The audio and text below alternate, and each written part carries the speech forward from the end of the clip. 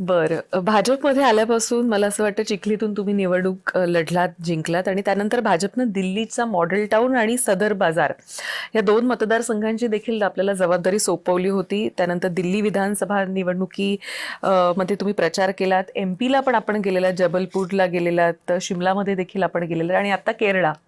कसा अनुभव आहे या सगळ्या? खूप शिकायला मिळतं. प्रत्येक स्टेटमध्ये परिस्थिती ही वेगवेगळी असते. तिथली भौतिक, सामाजिक, राजकीय सगळ्याच ह्या ज्या परिस्थिती आहेत त्या सगळ्या परिस्थितीचा आपल्याला अभ्यास करता येतो. आपल्यालाही शिकता येतं.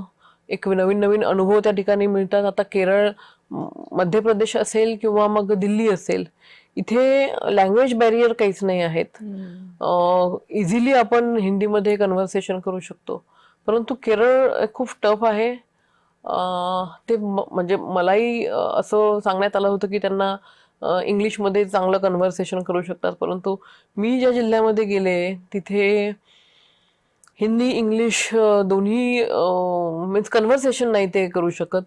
त्यांना आपण जे इंग्लिश बोलतोय ते इंग्लिश कळतं, परंतु ते इंग्लिशमध्ये रिस्पॉन्स देऊ रिस्पॉन्स शकत. नाही देऊ शकत. म्हणजे कन्व्हर्सेशन नाही होऊ शकत.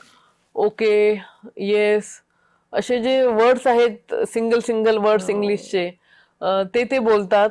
पण ठीक आहे, कम्युनिकेशन मात्र त्या ठिकाणी होतं. पण मला केरळमधल्या कार्यकर्त्यांबद्दल भारतीय जनता पार्टींच्या खरंच मनापासून त्यांचं अभिनंदन आणि कौतुक करावं असं वाटतं की वर्षानुवर्ष आपल्या विचारधारेला धरून ती लोक सतत सतत म्हणजे प्रवाहाच्या विरुद्ध दिशेला काम करत आहेत. मी ज्या दिवशी गेलेले त्या दिवशी मला घ्यायला तिथले भारतीय जनता पार्टीचे पदाधिकारी आलेले आणि मग आमचा एक 1.5-2 तासाचा प्रवास कोचीपासून तर माझी जी विधानसभा आहे, 1-1.5-2 तासाचा प्रवास होता. प्रवासामध्ये त्यांनी सांगितलंय की आता 3-4 वर्षापर्यंत भारतीय जनता पार्टीचा जर कुठला कार्यकर्ता चांगलं काम करायला लागला की लगेचच त्याला संपवण्याचं काम झालेलं आहे. त्याच्यामुळे एक दहशतीचं वातावरण त्या ठिकाणी होतं. अशा वातावरणामध्ये आपला पक्ष, आपली विचारधारा ही जिवंत ठेवणे आणि त्या विचारधारेसाठी जीवाची पर्वा न करता काम करणे हे खूप मोठं धाडस त्या ठिकाणी लागतं.